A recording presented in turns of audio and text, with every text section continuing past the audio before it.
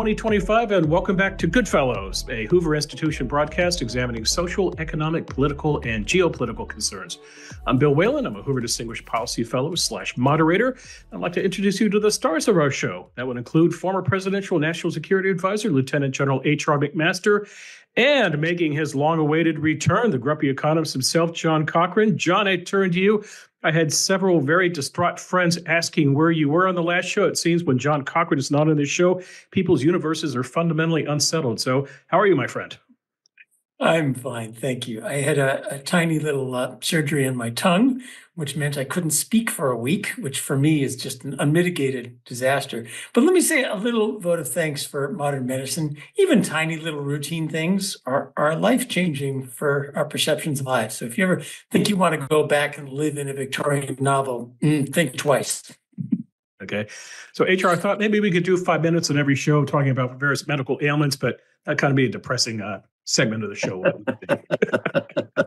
How about male pattern baldness? We can talk about that maybe. Four older guys talking about deterioration. That's so good. We call it the Hoover Institution Hair Club for Men. You know, I'm one of the founding members. Exactly. So here we are. Let me point out that Neil Ferguson is supposedly joining us at some point. So hopefully he will jump in from wherever in the world Neil happens to be. But gentlemen, let's start with this. As we record, it is exactly 1 week and 1 day to Donald Trump taking office as a 47th president. And to me, at least, this is the proverbial drinking out of a fire hose, where what has not happened in the last 8 days. We've had a flurry of executive orders. We have had Trump get into it with, by my count, at least 4 different nations. When Neil joins us, he'll talk about what he saw at the World Economic Forum. We've had all kinds of craziness on Wall Street, $1 trillion selloff, John, that I want you to address in terms of artificial intelligence. Trump came out to California to talk fires, action, action, action. So, HR, let me pose it to you this way. Winston Churchill famously complained about being given a pudding without a theme. What is the theme to the Trump pudding? Well, I think it's, first of all, to reverse a lot of what the Biden administration did that he thinks makes no sense, which I think a lot of us would agree maybe makes no sense. And then to just make good on kind of his top priorities where he is utterly consistent, right? You know, border security, reciprocal trade, for example, and deregulation. You know, so I mean, all these themes that we heard during the campaign, he's making good on. And of course, what we're seeing is he's a heck of a lot more organized. You know, the administration is than it was in 2017. And so a lot of these executive orders are going to be contested by the courts and so forth. But you don't really have anything like the initial travel ban in 2017 that just didn't get anywhere. So I think, you're seeing a higher level of organization, and you're seeing Trump make good on a lot of campaign promises and really focus on the areas where he doesn't really carry any dissonance with him. I mean, he's just, he's really, consistent in a lot of these areas. Mm-hmm. John? Yeah, I think it was Hamilton who said he wanted energy in the executive. Well, boy, oh boy, did we ever get energy in the executive. I do also admire the organization. They seem to know what they're doing. They parish into the agencies and know where all the bodies are buried. It is an out-of-the-box moment. Trump is showing his willingness to think out of the little verities that have circled around for decades that people pass around without thinking. Why don't we buy Greenland? That's a good idea. Why did nobody ever talk about this in public before? Why don't the Arab countries let people from Gaza in there? There's an idea. Trump's willing to say and think kind of perfectly obvious things. So it's a time of high volatility. There's some bad stuff on the way, but times of high volatility in my asset pricing career can often be great if you can pick the good stuff and hopefully the bad stuff won't get you. So very interesting time, which I won't give a long lecture now. We have lots to say, and here's Neil to say some more too. Yes, you say Dave is up like Beetlejuice, and here he is, our friend, historian, Sir Neil Ferguson. Hello, Neil. Please, I'm sorry I'm late. So to catch you up here, I asked John and HR if there was a theme to the Trump pudding in the 8 days of his presidency so far. Your thoughts?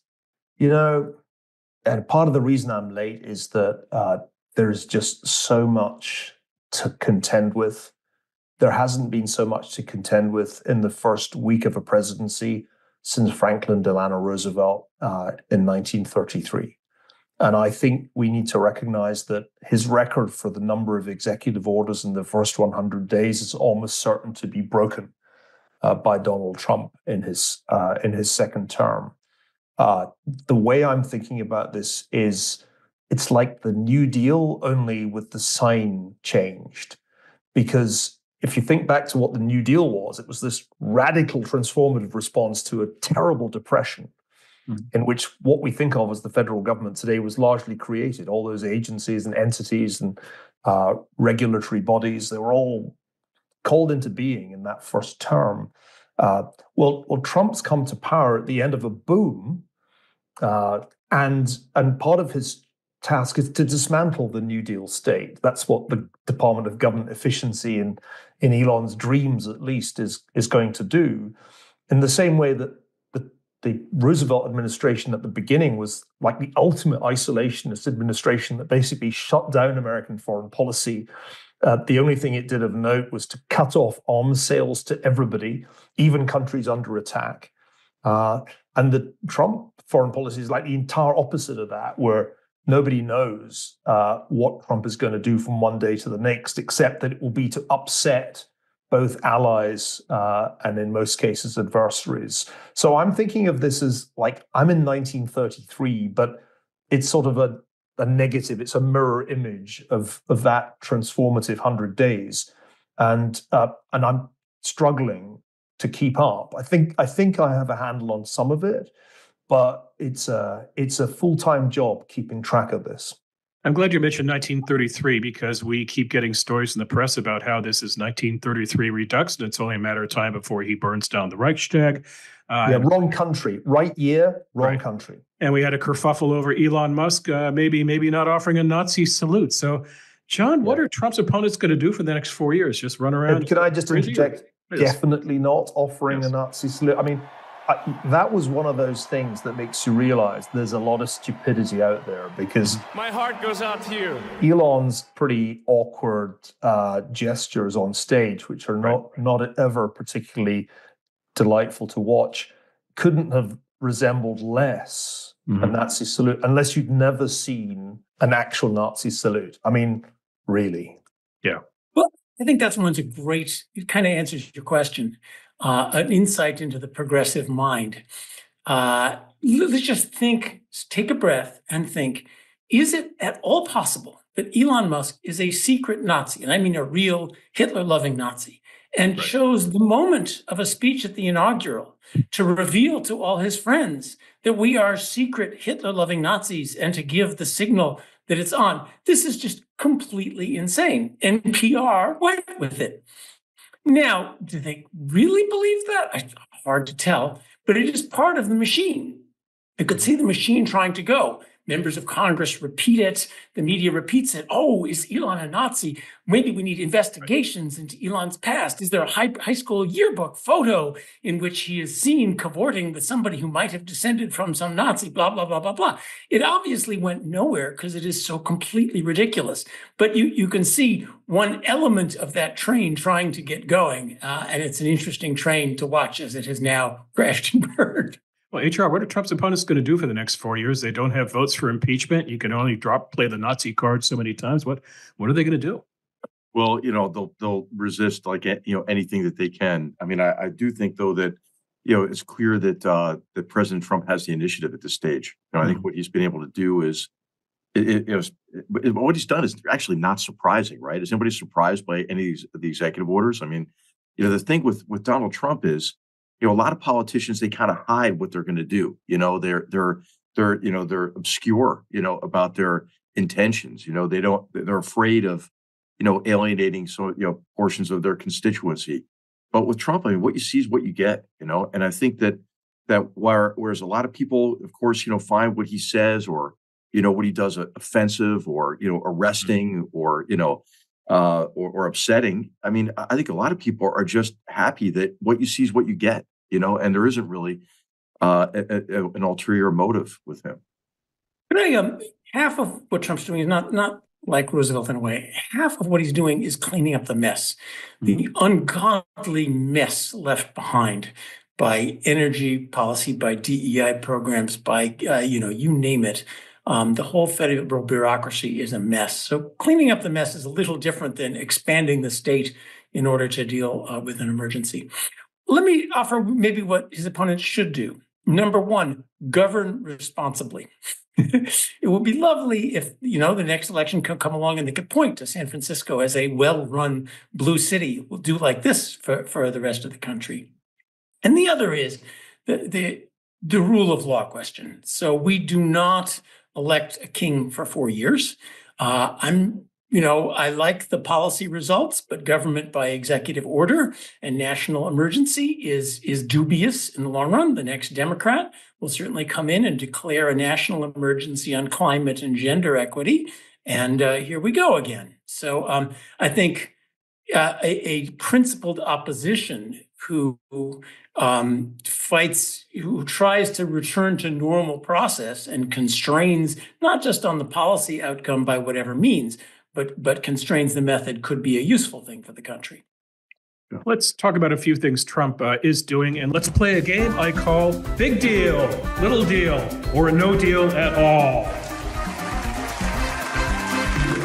So, item number one, the president signs an executive order calling for a 90-day review of all U.S. foreign aid. Marco Rubio, our Secretary of State, does indeed issue the freeze. The freeze does not apply to emergency aid. It does not apply to military funding for Israel, but it does apply to military funding for Ukraine. Gentlemen, big deal, little deal, no deal at all? Yeah, I think it's a big deal because when you suspend it, a lot of these programs, some of which need to go, and are not effective, are hard to restart, right? Because you have people who are hired, who are delivering, whatever that aid or that assistance is. Some of this is it has to do with, very successful programs in preventive medicine, for example, like the PEPFAR program. So I do think, that's a big deal. And again, it's just one of these things where, it makes, I think, President Trump feel good to do it. But if his overall objective is to get rid of programs that don't deliver, or to stop giving assistance to people who oppose America's agenda abroad, I mean, I'm all for that. We did a review of this in 2017 to 2018 of all foreign assistance, and we compared foreign assistance to certain countries, with the voting records as one of the measures of those countries in the United Nations, and prepared for President Trump, options, for curtailing assistance to countries who are consistently opposing us, not only in the UN, but in other ways as well. So, hey, I'm all for the overall objective of getting rid of useless programs or ones that cut against our interests. But again, this is one of the areas where, President Trump's disruptive, right? There's a lot that needs to be disrupted, but sometimes he's so disruptive that he disrupts, his own agenda, or makes it difficult for us to pursue our interests. It is a big deal. It's a big deal, though, not entirely in a negative way. I quite like the fact that Marco Rubio's 3 questions are: does it make America safer? Does it make America stronger? Does it make America more prosperous? And if the answer is yes, why are we doing it? And I think it will create leverage on a lot of countries, and that could be quite useful. The Ukraine military aid question, Bill, is not quite as clear-cut as you made it sound. At least my understanding is that is not impacted, except insofar as it's aid that comes out of State Department funds, and that is a very small part of the military aid to Ukraine. So I wouldn't want our listeners to get the impression that Trump just cut Ukraine off, because, in fact, he didn't. The real big news that I think has caught many people by surprise is that Trump's election victory has not been good news for Vladimir Putin and bad news for Volodymyr Zelensky, but just the opposite. I think that's a very big deal indeed. And it makes me more optimistic that we'll see an end to the war that won't be entirely on Putin's terms.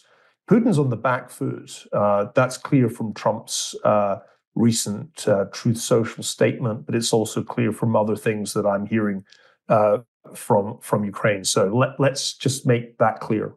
Okay. John? Military aid, there's two parts. Are we willing to send weapons to people who might even have the cash to buy it from us versus are we willing to give them the cash? The number one question is the first one.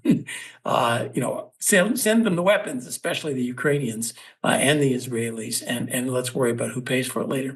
Non-military aid is a rat hole, and I do think it needs some way of looking at it. So much ends up in suitcases full of cash that wind up in people's Swiss bank accounts. So much ends up subsidizing our enemies. Most of Hamas was subsidized by us and the Europeans through the United Nations. So that's really counterproductive in many ways. So stopping and looking at it, reforming it is important. All right, next question. The Colombian president refuses to accept U.S. military flights bringing deportees into his nation. Donald Trump threatens economic sanctions. Colombia's president promptly backs down. Gentlemen, big deal, little deal, no deal. Let me add to that. What happens when Trump starts punching down? In other words, so far he's gotten the squabbles with Colombia, Denmark, Canada, no offense to these nations, but they're not to be confused with China or Russia. Neil? I think it's part of a big deal. I mean, the big deal is obviously that there is going to be a concerted effort to deport illegal immigrants from the United States. And we're told it's going to be on a larger scale than anything we've seen in recent times. I think it's quite a big deal if you combine it with the closure, or at least much more tight policing of the southern border. John will explain the economics in a minute. But if one thinks about how this is actually going to be done, two things need to happen. One, there need to be significant resources voted by Congress for these deportations to happen. Otherwise, they're not going to happen. And we'll see how much Congress is prepared to put into this effort. The other thing that has to happen is that Latin American countries need to cooperate. And if they don't, again, the whole thing becomes impossible. Now, the Colombian case was interesting because the Colombian president made a mistake, which was to pick a fight on social media with Donald Trump. That didn't last long.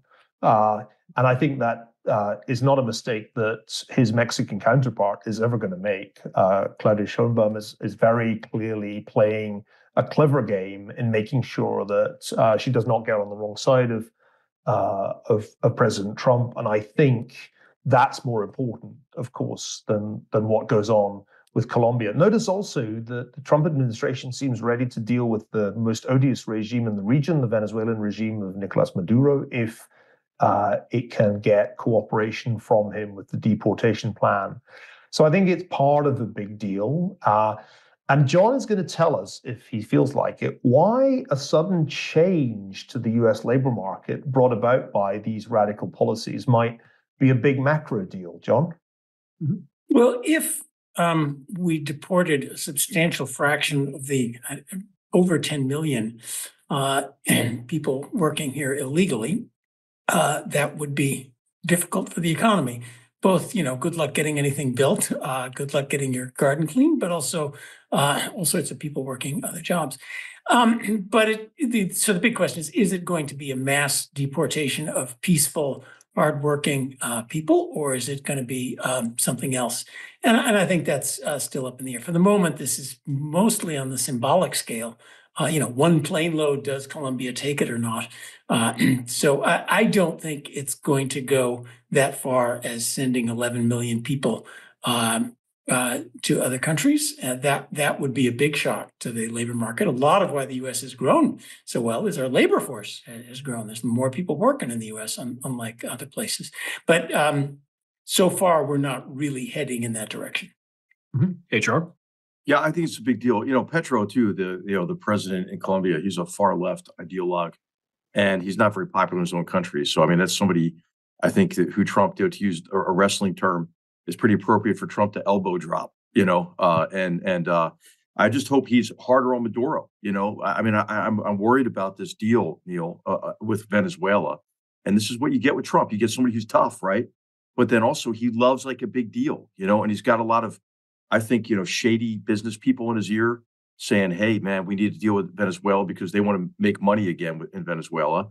And of course, with the very clear election results that cut against Maduro, him remaining in power, I think Trump ought to make him a pariah and really put the screws to him. The Biden administration alleviated the sanctions on Maduro. That didn't work. And so anyway, with Trump, it's a double-edged sword. I think he's tough. He was tough with Petro. I think that was good in this case. I hope he's tough with Maduro as well. Let's stick with you, HR. Trump's also called for NATO countries to increase their defense commitments to 5% of their GDP. Again, I ask, big deal, little deal, no deal at all. Yeah, it's a big deal, because he got results last time when he really hit burden sharing hard. I mean, it was funny when he's in meetings with Chancellor Merkel. So Angela, if you love NATO so much, why don't you pay your dues? And he'd say, you're feeding Putin's ATM with this pipeline. We're over here defending you. How does that make sense? And he was right about that. And of course, Germany's declared the Zeitenwende, but they haven't really done much about it in terms of increases in defense spending. So, I think it's a big deal. I hope we make good on that as well, because our military has a huge bow wave of deferred modernization. We have capacity issues, and our procurement budget, has been going way down. The Biden administration defense budgets were real reductions when adjusted for inflation, and the world's being a more dangerous place. So I'm thinking of Senator Wicker's report on the defense budget. I hope that Donald Trump, overrules the budget hawks in his administration and realizes that, you're not going to solve the deficit problem or the debt problem on the defense budget side. What you'll have is you'll be weak fiscally and you'll be weak militarily as well. John, that conversation with NATO includes, yes, another threat of tariffs. Well, let me, yes. And let's hope that those are threats, because the whole point of NATO is an alliance. And the whole point of tariffs is I'm going to take from you and give to us, which is not a very nice thing to do with your allies. So let's hope it's just threats. But the spending thing, I think, well, the idea is a nice one. Focusing on how much you spend, especially when you're talking to Europeans, I think is a mistake. You need to focus on what you buy for what you spend. And looking all around us, the squishiness of cost is, I think, one of the great lessons of our time. You can spend billions and billions of dollars on highways in the US or on spaceships from Boeing rather than Elon Musk that just go down big rat holes. And certainly European welfare states could spend money on a military budget that goes down a rat hole. But then, HR might fill us in. How many operational tanks are there in Germany ready to go? That's the number I want to know. Like a battalion, you could increase. Hey, John, who made this point? This is a really good point that you're making. Was President Niinistö, the former president of Finland. He gave a talk at Chatham House last week. I recommend it to our listeners. It's worth reading, and he's a very wise person. I really enjoyed my interactions with him when I was National Security Advisor, and he was great with President Trump. I mean, he really helped President Trump understand better, kind of the threat to Europe broadly by the Russian threat to Europe, and this is pre reinvasion of Ukraine. But you're absolutely right on this. It's not just how much money you spend, right? It's like what you get from that spending. Because welfare states, we could spend it on diversity coordinators, we could spend it on pensions, we could spend it on veterans' health care. That's all military spending, does no good. I want to know, are you ready to go? I would also, the spending business, he who picks up the bill gets to pick the restaurant, which is something we should remember. If the Europeans start spending their own defense, well, then they get a better right to say when it does and doesn't get used. Conversely, to the Europeans, I would say, he who picks up the bill decides what restaurant we're going to. And if they want a different policy on Russia and Ukraine than we do, well, then that's why they should want to spend on their own rather than due to our threats. Neil, I wanted you to go last because you recently were at the World Economic Forum where you wrote just a brilliant column talking about Davos Man. I want you to tell us who this Davos Man is, who would play him in the movies, but what is the perception of Trump, the second Trump presidency in Davos? Because from reading your column, it sounds like things have changed. Well, I'm sure HR has suffered Davos at least once in his career, if not more often. Not sure if John ever accepted the invitation, but the World Economic Forum is well known, I suspect, to most of our listeners as the great bazaar that takes place in Switzerland each January when the business elite of the world converge to meet with a smattering of world leaders and academics Well, according to the conspiracy theories, to lay the foundations for world government, in reality, to engage in an enormous number of business meetings in a frenzy of speed dating. I was there. It was a tough choice. Inauguration, Davos. I felt the patriotic thing was to go behind enemy lines and see what the globalists were up to rather than to go partying in Washington. I left that to my wife.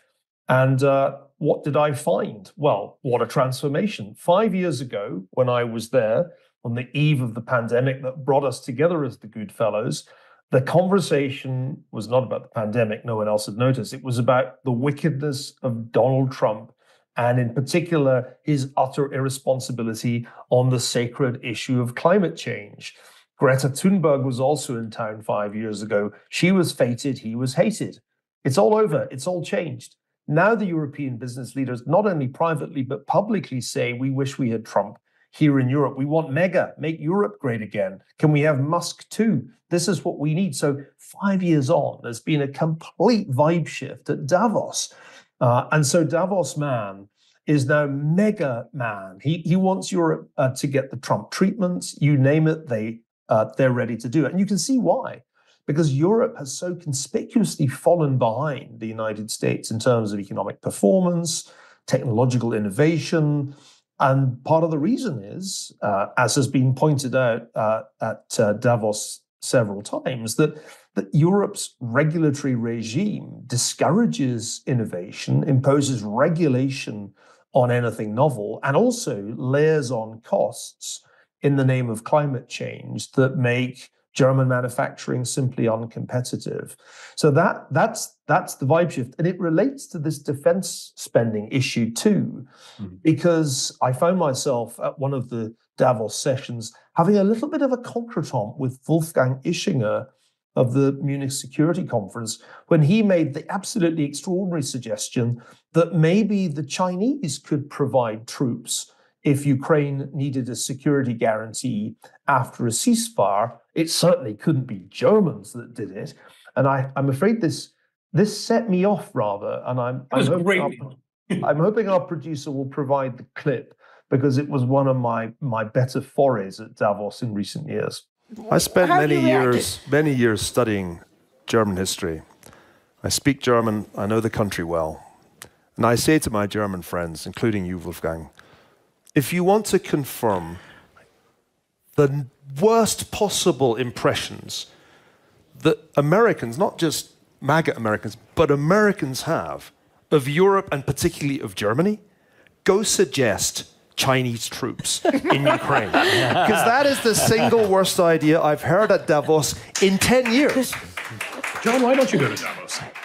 Well, I haven't been invited to start with, and I hate cocktail parties. So I have two reasons. I would go to Davos and I would go skiing, but maybe the slopes will be empty. Hey, the one party to go to is the Salesforce party. Great music, man. Great music. I mean, that's the one you don't want to miss. I knew you'd been there. Neil, though, it's not just Trump. Trump is reflecting what you called presciently the vibes shift, which is what you're seeing at Davos. And certainly Davos and Europe. My sense is Europe has figured out we regulated our economies to death. We are all past peak woke. The great awakening is over and imploding around us, and that's not just Trump. Europe doesn't quite seem to get it as far as energy and climate, as far as I can see. And the regulatory burden is enormous on that. You know, companies are still having to file Scope 3 emissions every time they sneeze in Europe. So they quite haven't put two to two together on how much they killed their economies on the altar of completely ineffective climate policies. I mean, were this actually doing any good? There might be something to say about it. They also don't seem to have quite gotten the fiscal discipline. I was interested by Mario Draghi's report that said, hey, we've regulated ourselves to death. The answer is we're going to have the European Union issue hundreds of billions of euros of bonds and throw them down various industrial policy rat holes. So has Davos man really come around? And second question, you said it, so I'm going to ask you the question. It's gorgeous. Is what Europe needs really 24 Javier Mileis rather than a Donald Trump? Yeah, that's actually right. I mean, I do think that the idea that you could sort of do Trump on Europe misses the point. The United States can afford Trump because of the strength that it has accumulated, particularly in the technology domain, but also because of the enormous natural resources that it has at its disposal. Europe doesn't have these advantages. Its problems are closer to Argentina's than America's. And so my recommendation was, in fact, Javier Milei. I think we probably need 27 of them, wouldn't they, John? Well, yeah, sorry, I got the number. And Ursula von der Leyen cannot, from Brussels, issue executive orders the way Trump can. So Europe has, it doesn't just need one Trump, it needs, if any, a lot of them. And Neil mentioned technology. That is my opening to ask you guys about DeepSeek, and I want you to run with this for a little while. So yesterday we had a $1 trillion sell-off on Wall Street. DeepSeek, if you're not aware, is a low-cost Chinese AI model. This comes right after a $500 billion pledge for Startgate to do AI infrastructure here in the United States. John, you wrote eloquently about this in your Grumpy Economist blog. So tell us about DeepSeek, and if you want to put it into this category, a big deal, little deal, no deal at all, feel free to do so. Oh, big deal. And, ginormous deal. Well, if true. Yeah. So there's always a question of exactly how much did it cost. But the basic news is, speaking of the squishiness of cost, AI, the basic idea is computation's free, so we'll just throw spaghetti at the ceiling and see what sticks. And then you scale that up to the $100 million, and all of a sudden it's not so free anymore. So that in the grand history of things, huge costs that have been revealed to produce something useful lead to innovation on how do we do it cheaper. This one seemed to be mostly software. I will also note that the export controls on advanced chips spurred the Chinese to figure out how to do it without advanced chips. So much for the effectiveness of the export controls. Good thing we didn't run hundreds of billions of dollars of industrial policy on the US way of doing things before we found out it could be done much cheaper. So this is just wonderful overall. The idea that AI can be done at 1/10 the cost. Now, the stock market fell. Let me remind people, the stock market is not the economy. Stock market measures the value of profits, not the value of good things to the economy. So a dramatic fall in the cost of AI means if you, NVIDIA, had the patent on the chips that were needed, well, all of a sudden we don't need those chips. NVIDIA's stock goes down, but that's great for the rest of us. That's great for AI users. That's great for the economy. The stock market is not the economy. And so overall, don't measure it that way. Neil, Mark Andreessen called this AI Sputnik moment. Yeah, I saw that, and I thought it was interesting because we've known for a while that DeepSeek was making significant advances. It's not quite clear at this point how far they were able to use the most sophisticated semiconductors, or whether they were doing it by just piling on the next grade down. I've certainly heard it suggested that there must have been some illicitly obtained, maybe via Singapore. But why is the Sputnik moment the right analogy? 1957, to remind our less historically minded listeners, the Soviets successfully get a satellite up into orbit and didn't do much other than beep, but it was up there. Right. And it scared the hell out of Americans in the policy elite and the wider public, because the Soviets turned out to be able to do that. And I think you could certainly say there's something of the Sputnik moment about realizing that the Chinese can do an LLM as good as OpenAI's best at a 27th of the cost.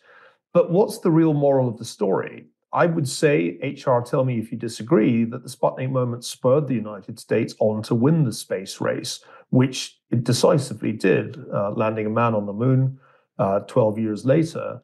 And I think the same will be true here. I think we needed a bit of an incentive to get this right. Chinese competition has been the incentive for some years now. I don't think we would be putting nearly as much money into AI if the Chinese weren't competing with us. And I think if it is the Sputnik moment, the outcome is still likely to be the same, that the United States prevails, but not certain. I think it's very important to understand that in this AI race, we can't win by technological containment. John, I think you and I agree about this. We're not going to win by just hoarding the best GPUs, especially since they're manufactured right next door to China on Taiwan. We're only going to win if we do better engineering and we can solve some of the physical constraints, the electricity generation challenges that are implicit. There's a quest on here, at least in the minds of the US companies, to get to AGI, artificial general intelligence. I don't think that's what the Chinese are trying to do. I think the Chinese are just trying to produce a commercial winner in the large language model market. And just as TikTok turned out to be a commercial winner in the social video market, maybe DeepSeek will be a commercial winner.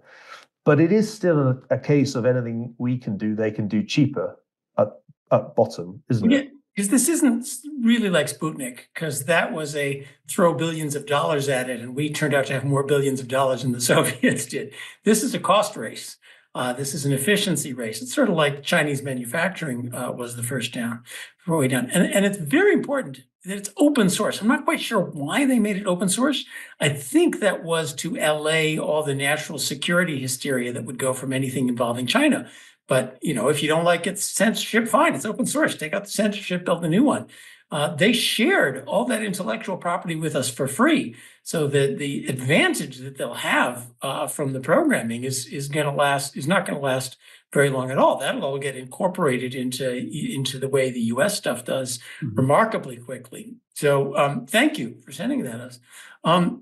The energy thing is kind of interesting. Nuclear power stocks went down as well, which I think is quite sad. One of the great impetuses we had to get nuclear power going is now back into the Nuclear Regulatory Commission. And yes, this would not, if we had been walled off, we would not have felt that competition. If it was a private thing in China, closed source, only done in China, we would never know you could do it for 1/10 the price. So that's very important to stay that way. Okay, finally, HR, the security. HR's got to go on the national security on this. We've been doing China, and HR is sitting there slowly building up a head of steam. Yeah, the national security angle, HR, but also how it fits in the larger China conversation having to do with tariffs and military competition. Yeah, so I think that if a technology can be weaponized against you, can be used to threaten your security, we should impede the transfer of that technology, or at least not underwrite it. What's happened over many years with China is that we've invested in Chinese companies with dumb money flows into index funds and so forth, into companies that manufacture their weapon systems. We allow many of those companies to list on our stock exchanges, and a lot of smart money has gone into companies. So, for example, a massive investment in 2014 went into the Chinese company that does all the battlefield artificial intelligence for the People's Liberation Army. That's crazy to me. So I think that there are tools of economic statecraft that are appropriate, but as I think John's pointed out and Neil's pointed out, we can't just try to impede our adversary. We have to stay ahead, by innovating more effectively and applying technologies. I mean, other examples of really U.S. technology, U.S. companies aiding and abetting a potential enemy has to do with the hypersonics, which again, remember that was a Sputnik moment also, was Chinese development of hypersonic missiles. All those missiles were designed with U.S. software, So I just think that there is a place for export controls, and because the public good that we're protecting, is our own security. Now, but at the same time, we want to maintain our competitive advantage.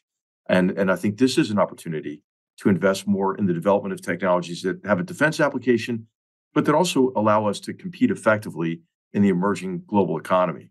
John, what happens when you go on DeepSeek and you ask a question about Tiananmen Square or the Uyghurs? What do you get as a response?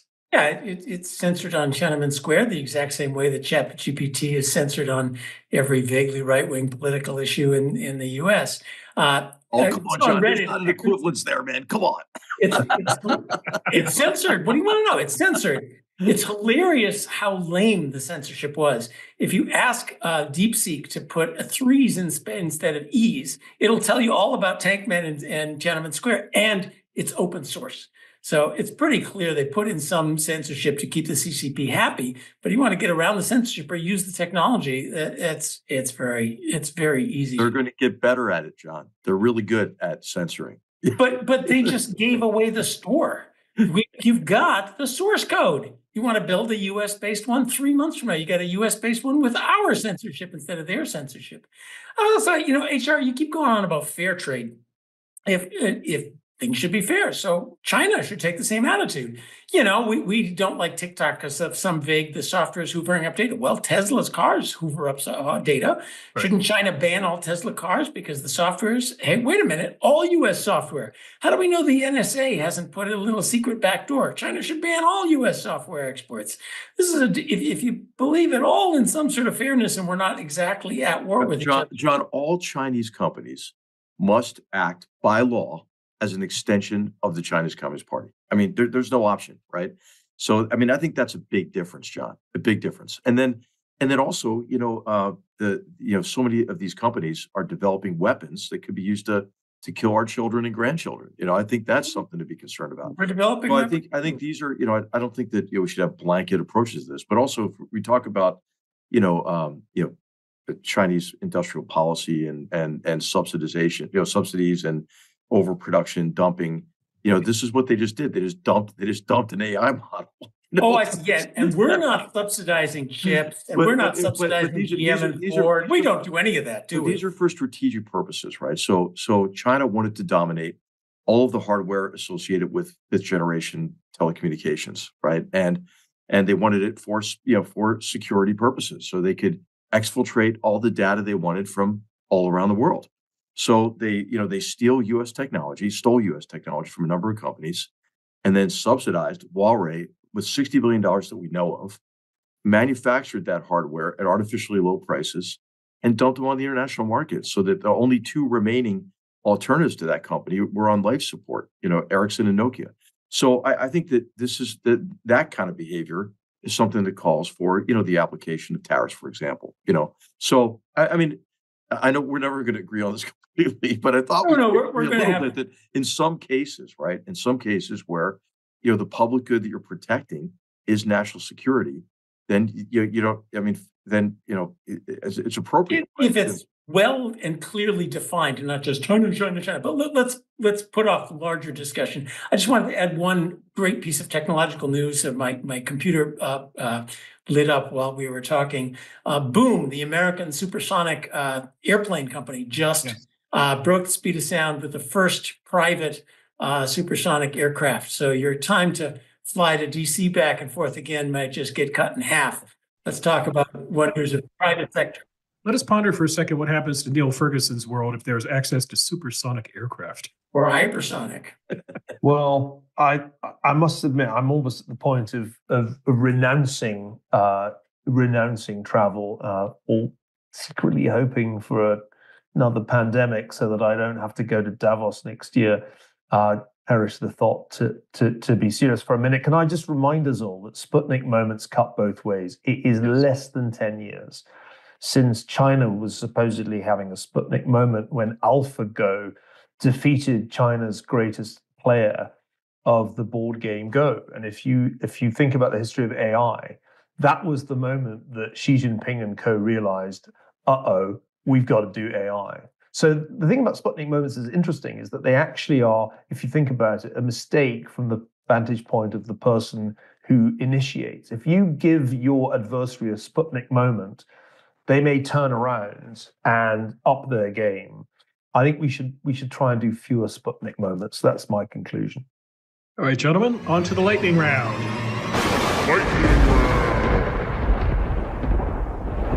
All right, 3 questions for you this week. The first one, I'd like each of you to name one story or one development that did not get the attention it deserved. HR, you go first. The Philadelphia Eagles do not count. Well, this goes to something Neil said earlier. I think Russia is in a very weak position. Putin's in a very weak position economically, but I think one of the stories that it didn't get enough attention is that North Korea is pulling their troops out of the Kursk area because they're suffering such significant losses. And as I mentioned before, all armies have breaking points, And I think the time is now to be tough on the Kremlin and supportive of Ukraine so Donald Trump can go in to any kind of a negotiation in a position of strength. I think the opportunity is there if President Trump wants to take it. Well, I want to give a shout out to Christopher Caldwell for a terrific new piece in the Free Press. The headline, "The Biggest Policy Change of the Century." And he makes the point that most people have barely noticed that last Tuesday, President Trump repealed affirmative action by executive order. That undoes a half century of social engineering. And that is indeed a much bigger deal than you would think if you'd been tracking this in the mainstream media. Mm-hmm. John? Yeah, which of the many? I'll just choose as long as we're on AI, that Trump canceled Biden's AI executive order, which means we will not kill AI in its infancy the way Europe is going. Part of that, we're not going to follow them down to committing suicide on our economy. Mm-hmm. All right, gentlemen. Donald Trump last week revoked security protection for John Bolton and Mike Pompeo and Anthony Fauci. He also revoked the security clearances of 51 intelligence officials who had claimed that Hunter Biden's laptop was a Russian ruse. Your thoughts on the matter, HR?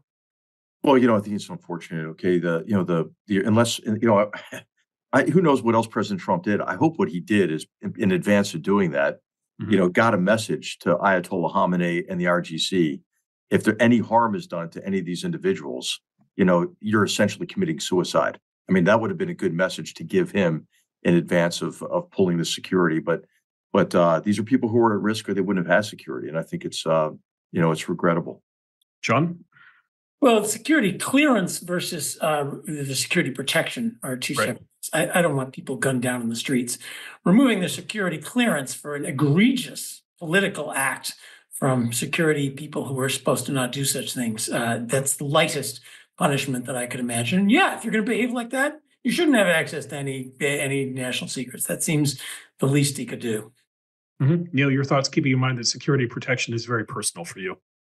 Yeah, I have to say this is one of these vindictive acts that I can't endorse, especially as Mike Pompeo and John Bolton have been threatened by the Iranian government. I mean, there's no question that they are threatened by a hostile foreign power. And I'd say the thing that I find most puzzling about this aspect of the past week is that it's part of a surprisingly dovish stance towards Tehran that I really was not expecting. And I don't like the specifics of leaving Mike Pompeo and John Bolton, who are distinguished public servants, exposed like this. But I also don't like this strangely dovish tilt towards Iran. It makes no sense to me. I think there was a coherent strategy that was available, which was to take on the axis of authoritarian powers and take advantage of Iran's weakness. But it's the Tucker Carlson tendency getting at least some part of what it wants. It's not getting what it wants on Russia, at least not so far. So they seem to have decided to turn their attention to the Middle East and make arguments that are not only pro-Iranian but anti-Israel. And I find that a very questionable policy turn. I hope it won't last. I'm fairly sure it won't last because it makes no sense. I could see it coming, Neil. I mean, I tell the story in the book about the summer of 2017 when President Trump wanted to talk with Iranians. I told him, hey, you're wasting your time. I mean, and the Iranians know this too, right? The Iranians are on the ropes. They want Donald Trump to help them get off the ropes. And that jackass Zarif, was just on Fareed Zakaria's program in Davos, and then published an op-ed in Foreign Affairs.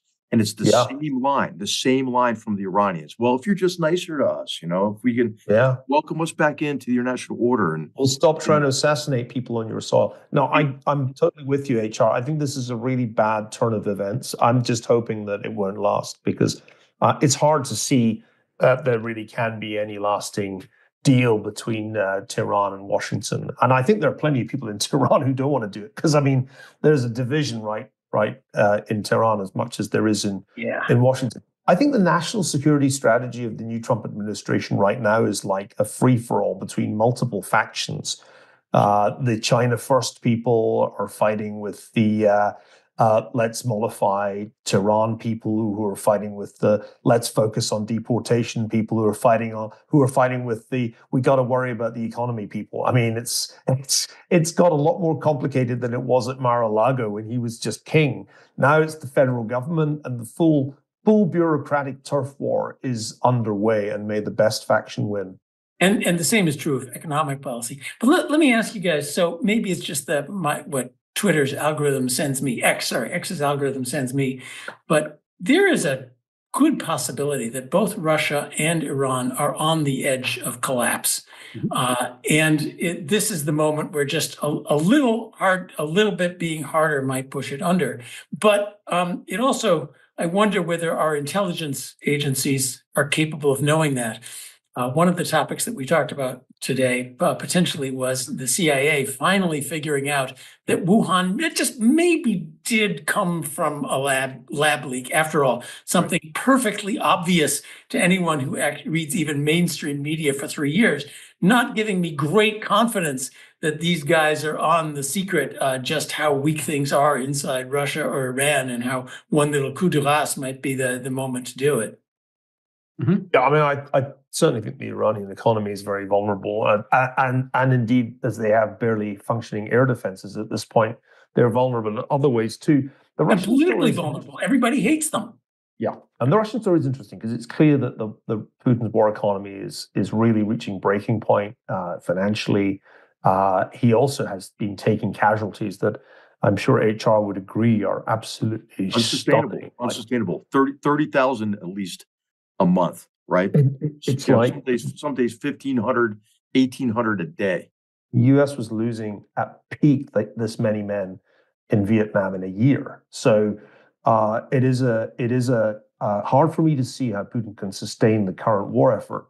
He will need some kind of ceasefire soon, and that I think is one reason why Trump may have foreign policy success in this area.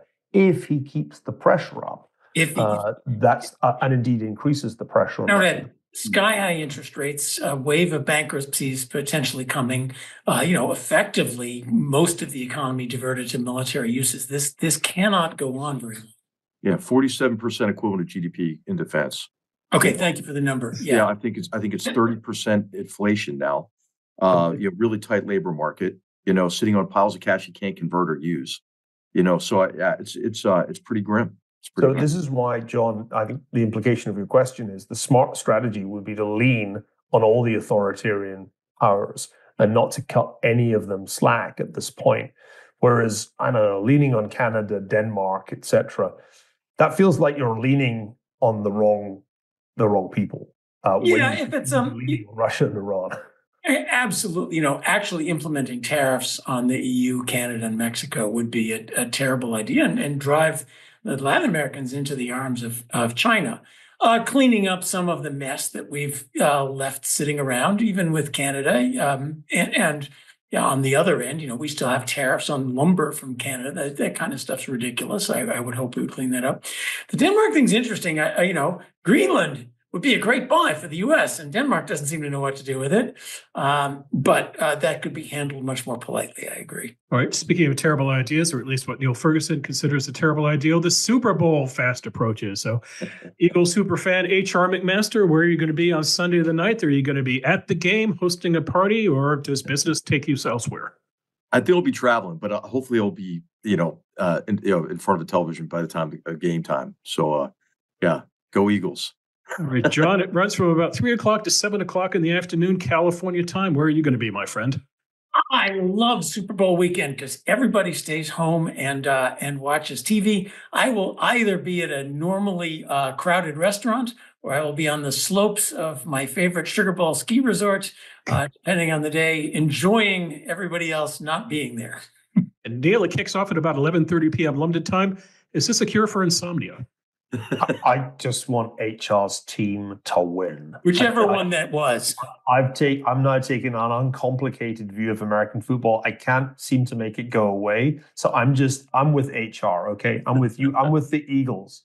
And hey, how does Scotland look for the Six Nations? Six Nations is coming up in Bill shared with me a particularly moving scene from the dressing room after Scotland beat England in a recent Calcutta Cup.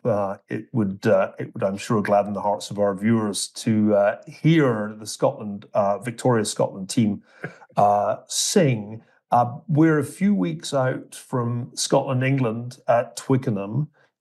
February 21st. I'm taking my youngest son, Campbell, for his first ever rugby international, and that will be one of the highlights of the year. But we'll talk about that nearer the time.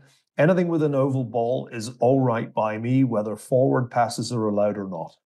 Neil, if you believe that God has a sense of humor, your son is going to fall in love with an NFL team, much the way he fell in love with the NBA team, and he's going to have to drag you to an NFL game in London. It's fine. Let 1,000 Anglo-American sports flourish, whether the ball is round or oval, large or small. Sports are part of what have made us great. And so I've just decided to make my peace with all these different sports. Okay, gentlemen, we're going to leave it there. Great conversation. What a busy 8 days it's been, and it's only just begun. On behalf of the GoodFellows, Sir Neil Ferguson, John Cochran, Lieutenant General H.R. McMaster, all of us here at the Hoover Institution, we hope you enjoyed this conversation. We hope you follow us regularly on YouTube. Please subscribe if you wouldn't mind. And stay tuned for our next show, which will be, as I mentioned, in early February, not long after the Super Bowl. Till then, take care. Thanks again for watching.